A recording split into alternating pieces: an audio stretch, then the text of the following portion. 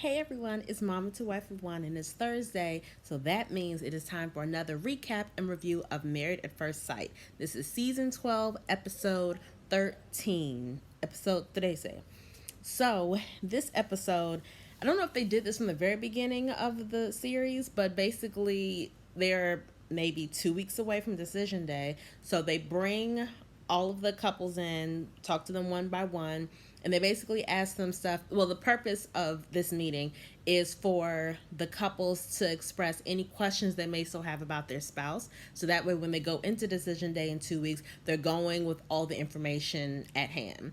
And so it was a great chance for the people to talk directly to Dr. Pepper and to Pastor Cal about maybe lingering things that may have been somewhat of a red flag in the beginning, but maybe they've ignored it up to this point, or just think that they're so curious about their spouse, but they don't really know how to ask.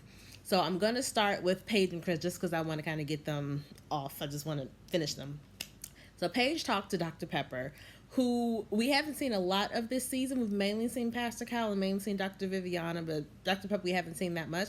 But what I love about all the experts is that they're extremely blunt and extremely vocal about how they feel about things and their stance on situations. And Dr. Pepper was like, he's just, an extreme narcissist and you're the superior human here. You deserve better. And I hope you don't come out of this experience thinking that something is wrong with you, because that's absolutely not the case. There's something wrong with him. And she was asking questions that we've all been asking, like, well, Paige, maybe you can tell me, why did he invite you to sit down with him and his ex-fiance? And Paige was like, I don't know. And I wanted to say that the better question is, Paige, why did you go to meet up with him and his fiance? Why didn't you say no? Or why didn't you ask him, like, what is the reason? Because all he said when he, the whole scene was done. But when he called her and said, I want you to meet with me and my ex-fiance because we need to clear the air. That's what he said to her. She should have said, well, what do we need to clear? Like, you and I have already talked. I don't have anything to say to her. She and I don't have anything to discuss. This has nothing to do with her. So why do I need to be in a meeting? I don't understand. She should have asked follow-up questions, but she didn't. She just kind of blindly went along with it, thinking, I don't know what she was thinking. But I thought that was a great question that Dr. Pepper asked. And I liked how she talked to Paige. Just, definitely see this as something that you did. You put your heart out there. Don't be afraid to put your heart out there again, because I feel like it's going to be better for you next time. Everything that he did to you and that he said to you, we did not see that coming. We had the highest of hopes for you guys. And, she didn't necessarily apologize. She was like, what we thought we were giving you is not what you got. And that wasn't our intention. We saw something completely different, which is what all the experts have said, because so many people have come at them during this particular season, basically like, how dare you do that to Paige? How come you guys didn't vet him? And you just did this for ratings and da, da, da, da. So they all have had to really defend their position, which I find so incredibly hilarious, that so many people are invested that they are just coming at these experts in their DMs like, yo, what's really good with you? Why'd you do this? So Chris talking to Pastor Cal. Now, first, before we get to what Chris said, the show, I love the editing on this show. I love that. I feel like the producers at this point don't care for Chris either. So they're kind of taking you behind the steel curtain to see what's really happening. Because what they could have done was just shown the moment when Chris came through the door and talked to Pastor Cal and edited so that they're just having a regular conversation. What they did was they showed Pastor Cal sitting in the seat, then the screen went black and it said Chris said he would meet with Pastor Cal at 7 o'clock. It is now 7:43. And I feel like that's just this ramping up the distaste and the dislike for the viewer. And the producers didn't have to do that, but I felt like it was so intentional, because I think the whole crew, they're just tired of his mess too, and they're like, forget it, we're gonna tell all the real. Yeah, he was late. Yeah, he didn't say why he was late.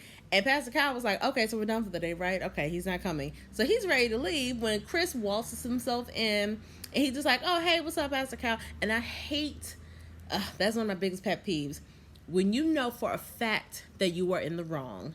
You know that you told this man that you're going to meet up with him at 7 o'clock. You know that your watch, because I know he's fancy, I'm sure he had a nice watch on or whatever. You know that your watch says that it's almost 8 o'clock. So you know that you were 43, 45 minutes late. You're fully aware of this. So when you walk through the door, the first thing should come out of your mouth is, oh, I'm so sorry I'm late because blank. But the fact that you don't walk through the door and immediately apologize, I'd already had my hackles up, and just seeing his face makes me upset. But he was just like, oh, hey, Pascal, I'm a little late. It's like, okay, we know you're a little late. We get that. But I know for a fact that every couple on that show, you have somebody, one of the producers, you have somebody's cell phone number in case there's an emergency, in case something goes wrong. You have somebody's information that you could have sent a text message to any person that said, hey, I'm running late, I will be there at this time. And you didn't even bother to do that because you didn't feel like you had to. And it's like, okay, already starting off bad. And then he basically told Pastor Kyle what we all know. Not even what we all know. We all know that he's not attracted to Paige. We get that, duh, from the very beginning we knew that.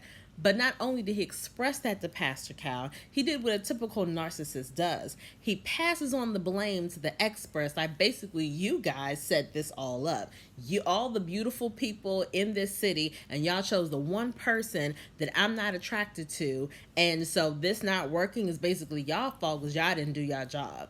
And he's like, first Pascal was like, first of all, she's not unattractive. Second of all, do you remember when I met up with you? What did you tell me? You said you were open. Do you remember that conversation? It's like, okay, you said you wanted someone who was going to help you be a power couple, someone who's about their business, who's independent, who has her own money, who has this, who is spiritual. She has every single thing that you asked for. She checks off every single box. Can you tell me one thing other than her physical appearance that you did not like? And all Chris said was, I mean, it's the face. And Pascal was like, okay, what else? And he couldn't list out one other solitary thing. And in his mind, that's pretty much all that matters. Forget all the other stuff. Forget that she checks off every single other box, that she is a 9 or 10 out of 10, 9 out of 10 or whatever, in every other area that you're looking for in a wife. But the fact that you don't find her physically attractive, not even her whole self, just her face, because he loves her body, obviously, but that's like the only thing. And to pass the blame to the experts is like, well, you told the experts that you were open. How are the experts supposed to know that you're not attracted to her? They obviously thought Paige was very attractive. A lot of other people think Paige is attractive. So how are they supposed to know that you, as a solitary person, you, Chris, would not be attracted to Paige? They have no way of knowing that. So you can't put the blame on them. And it's happened before in past seasons that someone wasn't necessarily physically attracted to the person. However, in getting to know them and in figuring out why they were matched by the experts, the attraction grows. And that happens in any relationship, whether you're on the show or not. When you meet a person in real life, you may be like, okay, they're all right. But as soon as you start getting to know them and you start liking them, liking their personality, liking the things that they say, liking the things that they do, they immediately become more attractive to you. Like, that's just the way life works. And he's old enough to know that. So just saying him pissed me off. And he was talking about buying the girl a car. And Pascal was like, how'd you think that was a good idea to do while you were so married to somebody else? And he's like, man, but I'm just excited about, being a dad. And he mentioned that he's also looking to buy old girl a house, his ex-fiance. It's like, Pascal's like, the baby's not even here yet. Like, what are you doing? And I like that Pastor Cal took it from, like, you know what, let's not even talk about you and Paige, because obviously that's over, whatever. Let's focus on you. You need to make better decisions when it comes to how you handle relationships. You have been engaged twice. That didn't work. You've been married once. That didn't work. So you need to figure out what it is you want and how to successfully handle the next relationship you get into, because you don't have a good track record at this point. And you're not painting yourself in a good light at all. Like, you got to really figure some things out and do things differently. And I could tell that Pastor Cal was really holding himself back. And I felt like, as a black man, a fellow black man, he wanted to just rip into Chris. Like, dude, you are making us look bad. What is wrong with you? How dare you do that to the black queen? Blah, blah, blah. I feel like that was all in Pastor Cal's head. But then he had to remember, A, I'm a pastor, so I already can't say everything I want. And then B, I'm on national TV. And I'm a TV personality, so I definitely got to keep it cute on TV. But it's like, seeing Chris just makes me exhausted. Makes me not even sad for Paige anymore, because she stayed a lot longer than she should have. And the fact that Chris is like, well, I gave him my best. And Pascal's like, you really think you gave it your best? Like, you didn't even give it a full week. Not even a full week before you started effing stuff up. And this is before you found out old girl was pregnant. And another thing that I didn't get at all, so after they talked to Pastor Cal and talked to Dr. Pepper, Paige goes back to the apartment to pack her bags. And that's when I realized this whole time, the whole 37 days, I guess, she's been in that apartment she was supposed to share with him. Why? As soon as we're on this plane coming back from the honeymoon, and as soon as you tell me, oh, I'm stopping in Chicago for a few days to get my head together, and I know you're not coming back with me to Atlanta, back to this apartment you and I are supposed to share together and learn how to like each other and love each other in and learn how to grow together and all that stuff, I'm not going to that apartment without you. what's the point? The apartment was not set up for me to live there by myself with my dog. That apartment was set up so that you and I could start our lives together and learn how to live together and all that stuff. That was the point. So if that's not happening, I'm not going to that apartment. And after everything that happened, when he did finally come back and sit down with her and say, oh, I'm going to leave you, and then change his mind, oh, I'm going to make this work, he never moved in. So why are you still there? I was very confused by that, because you better believe if I'm on that plane coming back from the honeymoon and you decide to go somewhere else, I'm going back to the apartment that I know I still have, or I'm calling my mama and be like, look, I don't know what's happening with him, but I'm staying with you for a little bit. When he comes back, if he decides we're going to live together, then yes, I will go over there. But if that don't happen, I'm staying over here. Because I feel like she set herself up. Not set herself up, but she put herself in a situation she didn't have to. So being in that apartment, I feel like psychologically wasn't the smartest thing to do. So I thought it was really weird, and I didn't know that she had stayed in there this whole time until last night. And I was like, Paige, why are you doing this to yourself, baby girl? Why? I'm just tired of both of them. I really am. They just drain everything out of me. Like, ugh. I'm gonna talk about Clara and Ryan now. Ryan and Clara are very interesting. Ryan sat down with Dr. Pepper. Clara sat down with Pastor Cal. And, the experts are like, oh, so how is marriage going? How would you rate your marriage 1 to 10? Like, what's going on? Blah, blah, blah, blah, blah. Do you have any challenges or any questions that you think you want to ask your spouse? And Ryan's like, no, everything's really good. We're doing really good. And, yeah, it's great. She and I get along great. And I can't think of any challenges, really. Like, everything's great.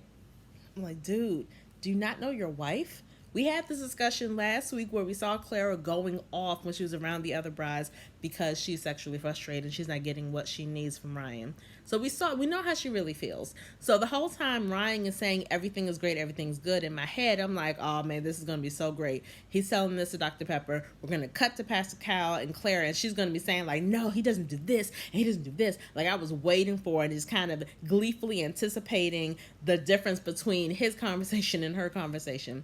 They go back to Pastor Cal and Clara, and he's like, oh, so how are things? She's like, oh, everything's great. 10 out of 10. I have no complaints. We get along so well. We really click. I was like, what? What happened to all of the frustration you had last week? Why now are you faking the funk in front of the pastor? Like, what are you doing, boo? So I was really confused about that. And then they go back to Dr. Pepper and Ryan. And she asked him, she was like, oh, well, she brought up the whole religion thing, which is something they haven't really touched on since the honeymoon. Both of his parents are ministers, and she asked him, do you want to raise your children in the church? And he was like, I mean, sure, I think I'd like to. Now, the thing is, if somebody says, sure, I think I'd like to, that doesn't sound, honestly, it doesn't sound very convincing, but it doesn't sound like it's a hard and fast rule with you. It's like, oh yeah, that would be nice, but if it doesn't happen, it's okay. It kind of gives that kind of vibe. So then Dr. Pepper mentioned it to him, like, that's important. You need to kind of revisit that and talk to her about it, because if you guys do go the distance, at some point you guys will have kids, and you'd rather have a discussion now as opposed to when the kids get here and then it turns to like a whole thing. So he brought it to Clara's attention, and then when she was like, well, I'm not opposed to it, I just don't want to force them to do it. I want them to grow up in an environment where they're free to explore other options if that's what they want. And then Ryan has his talking head, and he's like, well, that's just super important to me. But you didn't act like that was super important to you from the beginning. And I feel like if he was so adamant about this particular thing, that's something that he should have expressed that on the honeymoon when they first had the discussions. I thought that was kind of weird that now all of a sudden it's really important to you. Before, you kind of was like, oh man, it's kind of whatever. And then also Dr. Pepper asked him, so I heard that you guys are abstaining from sex. And she made it very clear that she understood it was Ryan's decision to do that. So she asked Ryan point blank, how does your spouse feel about that? And he was like, He was like, I don't know. Maybe I should ask her. Duh. What do you think? And even Dr. Pepper was like, you think? Like, who? And this is the same man proclaims that he's the best husband of any season of Married at First Sight. That he's just the greatest and their marriage is perfect and all this other stuff. But you made this major decision and you guys talk about it every single week. But yet you haven't asked her how she feels about it. And which, again, brought me back again to what I don't like, is this one person who's deciding this big thing for the couple and not really including the other person in the decision. that's not fair. And the fact that he hasn't even asked her means he didn't even think he needed to. It was like, oh, okay, well, I don't want to, and we're not going to because, that's not as important. But okay, but what if it's important to her? What if this is something she needs? Like, what would be the compromise here? And the fact that didn't even dawn on him to talk to her about it, to gauge her feelings, I thought that was really eye opening, because I thought that all this time he knew that she was sexually frustrated, and apparently he had no idea. I thought that was weird. And Pastor Cal talked to Clara about just kind of asking her, like, really what's going on? What are your feelings about whatever? And her thing, she didn't bring up sex. She brought up the whole I love you thing. And she admitted that she loves Ryan, but she's like, I don't want to tell him that and it have the opposite effect. Meaning, I don't want to tell him that and he basically says nothing to me in return, and now I'm out there like a dummy with my feelings all poured into it, and I'm not getting that back, and now we're in a bad place all because I opened my mouth. And so I think she's been alluding to the fact that she loves him, so this is her first time like really outwardly saying it. And it sucks because it does put her in a bad place, because she knows her husband. She knows he's never said this. She knows he takes everything slow based off of his past relationships. So if she ain't getting none, she knows she ain't going to hear I love you from him. And it is a very vulnerable situation to put yourself in when you're the one saying these things. And there's a very, very good chance that you're not going to hear those words in return. That's hard. So she didn't say it to him last night. I don't know exactly what's going to happen with that, but I don't hate them as a couple still, but I need Ryan to not be so oblivious. I need him to include her in more things and not try to run with everything himself. And I need her to find her voice again. She had her voice in the beginning, but I feel like she's gotten a lot quieter since she's been with him, because she is afraid of rocking the boat, which obviously isn't healthy. And so I need them to figure some stuff out. Now we're going to do Haley and Jacob. I don't know why they're still here. No idea. The main thing I found interesting about Jacob's conversation with Pastor Cal, he said that he has failed in all of his past relationships, and that's why he signed up for this show. Now, the way this reads to me, I have failed in all my past relationships. They have not worked out. I want to be married. The only way I can be married is by signing up for the show, and they put someone with me, and now we are married. So even if it doesn't work out, at least I can say that I was married. As opposed to, I've failed in all my past relationships.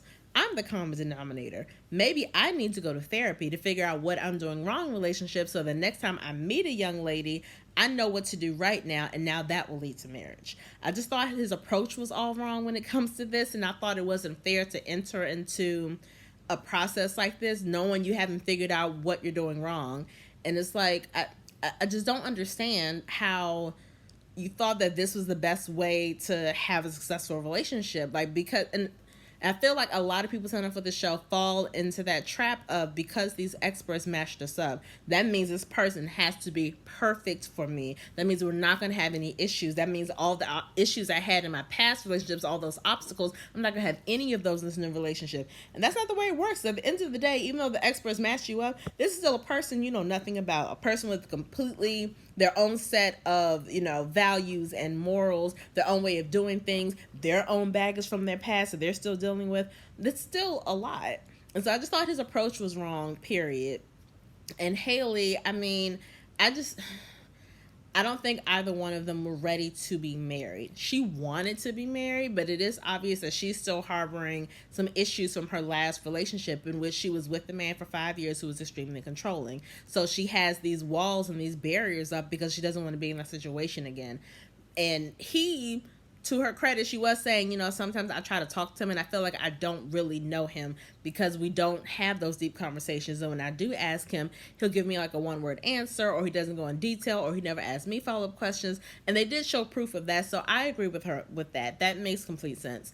But I just don't think either of them were ready to be married. She didn't deal with her issues before getting into this, and neither did he. So now it's like you bring these two people together who are forced to work on these issues, but they don't have the tools to do it. And they shouldn't be together. They shouldn't have been matched. They shouldn't have signed up for this process. They just shouldn't be together at all. Virginia and Eric. Now, I have been not hard on Eric because he deserved everything I said about him. I have not been Eric's biggest fan. I am still not his biggest fan. However, he said some things tonight that I was like, you know what? I actually agree with him and I can't be mad at him. So he talked to Dr. Pepper, she talked to Pastor Cal, and her main thing that she talked to with Pastor Cal was about his ultimatums, which I thought was very key because I'm sure they edited it, but I'm hoping that she was open and honest with Pastor Cal and telling him all of the ultimatums that Eric has given when it comes to children, when it comes to living situation, when it comes to basically everything that's going on in their lives. And Dr. Pepper talked to Eric about his position when it comes to her dog. And she kind of referenced him being controlling without saying the word controlling. So I really appreciate that because I caught that, Dr. Pepper. I know you were thinking it, but you didn't say it, so I appreciate that. But she kind of helps him see things in a different light. And I think that it shows, though, that Eric can be, for lack of a better word, can be trained. But the problem is that he's not listening. Well, not even that he's not listening to Virginia. She didn't break it down the way Dr. Pepper did.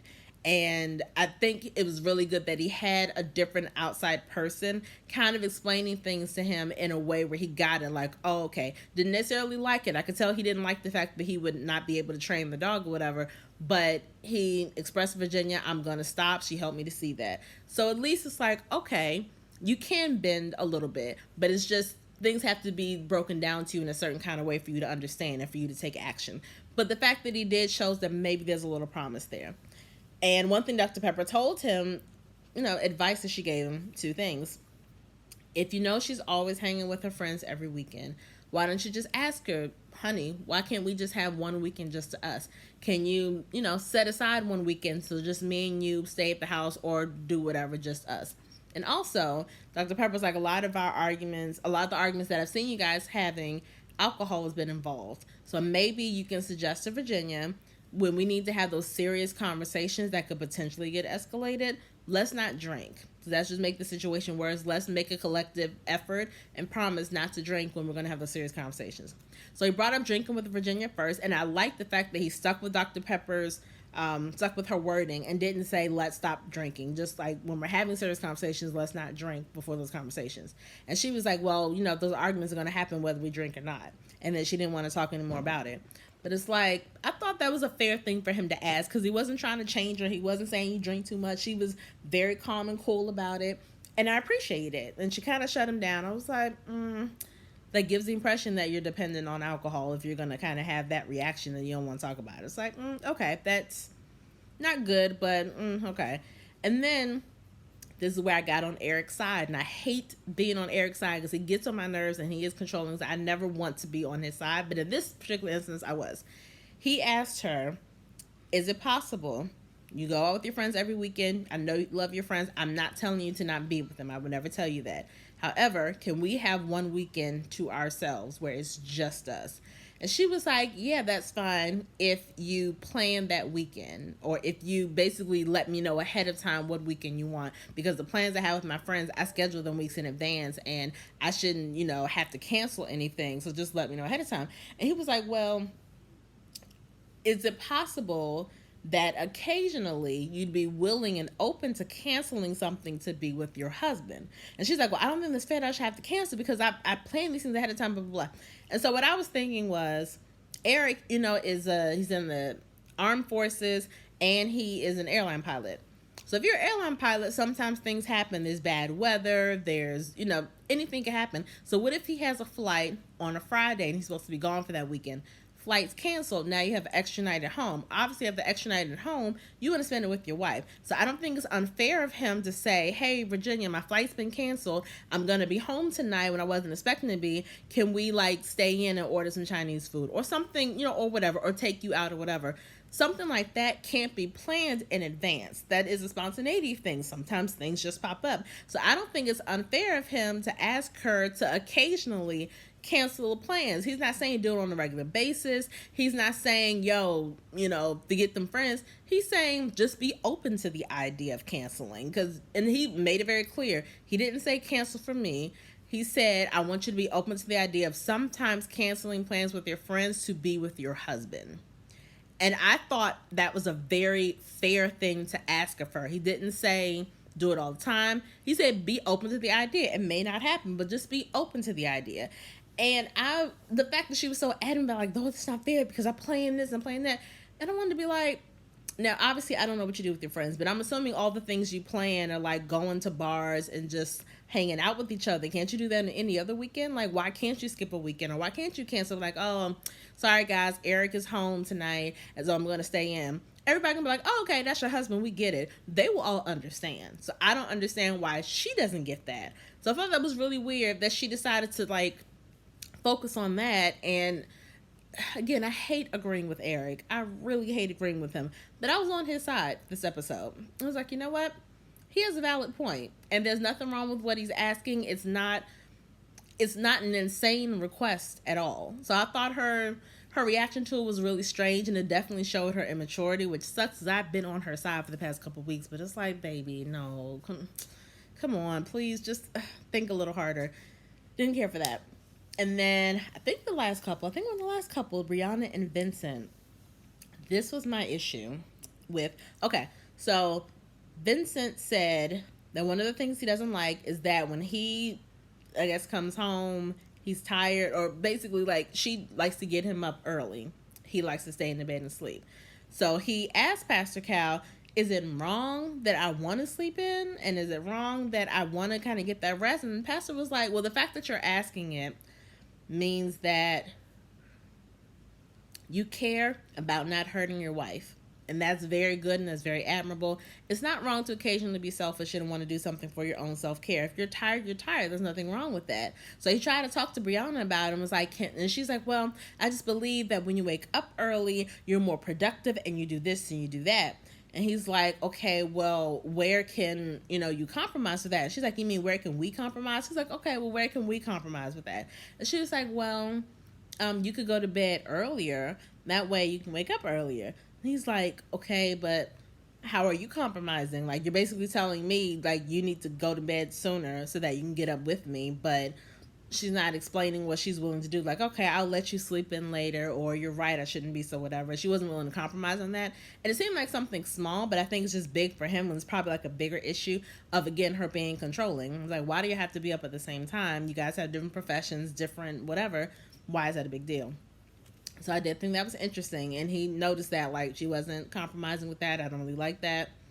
And then she talked about, and Virginia talked about this too, but Virginia's wasn't as, I don't say serious, but basically Brianna told Dr. Pepper that she's afraid of getting pregnant. Now, in the previews from last week, that's all they showed, is that I'm afraid to be pregnant. And there are different reasons that people are afraid. But she went in detail last night and said she's afraid because she has high blood pressure, and she knows that becoming pregnant would impact her and, possibly get worse while she's pregnant, which is a very valid fear, I believe. And so she was scared to bring it up to Vincent because she knows how much she wants to have kids and all that stuff. But she did, Dr. Pepper encouraged her, and I think it was a good idea for her to talk to Vincent. But looking at Vincent's face and Vincent's reaction, it upset me. So she basically said, I have high blood pressure. I'm afraid to get pregnant because once you're pregnant, your blood pressure will become even more elevated, and it can become dangerous for me, become dangerous for the child. Like, it's just a dangerous situation, and I'm afraid. What he heard was, I'm never going to have kids of my own. That's what he heard in his head. She never said, I do not want to have kids. She never said, I'm not going to ever have kids. She said, I'm scared to get pregnant because I have this particular health condition. What he should have said was, okay, that's a valid concern. Why don't, we're not having kids tomorrow. We're not even having them in the first year. Why don't, during this time, we talk to some OBGYNs, we do some research on our own to figure out all of the risks involved and to see if there's anything we can do to alleviate some of those risks. That's what he should have said. Made this an effort of, okay, the two of us will figure this out. I'm going to support you regardless. I'm going to love you regardless if we have kids or not. But I know that you do want kids at some point. And, I want kids at some point. So let's figure out what we can do to make the situation comfortable for both of us. That should have been his reaction. That was not his reaction. So what she's going to remember is when I opened my mouth to pour my heart out to this person, he basically heard this, didn't hear anything I said, and is not showing me any kind of comfort or sympathy at all. That's what she's going to take away from the situation. So that was the recap. I mean, based off of last night, I don't see how Eric and Virginia are going to come to a compromise with anything. She still has some immaturity. She still has some growing to do, period. She's still immature in some ways. He is still controlling in some ways. I don't see how those two things can coexist. I don't get it. Haley and Jacob were not ready to get married. That shouldn't have happened. Ryan and Clara, they need to get it in, and I think they'll be okay. Brianna and Vincent, I think, will be okay as well. Paige and Chris should have never happened. And that's my recap and review. So leave your comments below if you agree, if you disagree, if you saw something that I didn't see, if you heard something that was like, girl, how come you talk about this? Let me know, and I will see you guys next week.